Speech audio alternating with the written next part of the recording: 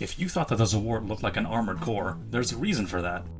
It was designed by Wataru Inata, who worked on Armored Core 4 and 4 Answer with designs like the Sombrero and the Lancel. With most Armored Core model kits being scalped through the roof right now, it's a great alternative, but let's spice it up a little.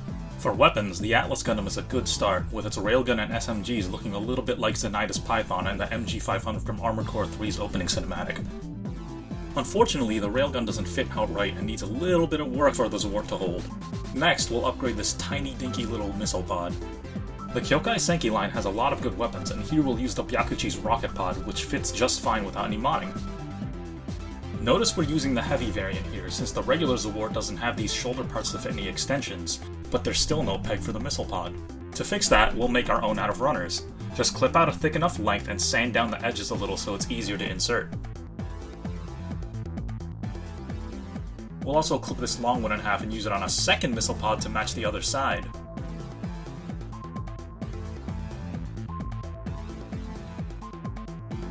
Now that's looking good, but a little bit top-heavy. Oh. New legs! I've always loved using quads in Armored Core since they let you fire back weapons without having to lean down. To make this monstrosity, we'll have to sacrifice a second pair of Zawart legs. Removing the back skirt armor, you'll see these two pegs that you'll have to clip off and sand down.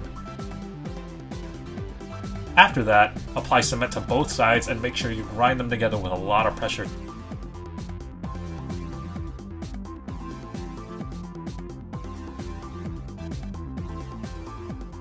And there you have it! Have fun missile spamming with your hovering quad Zawart!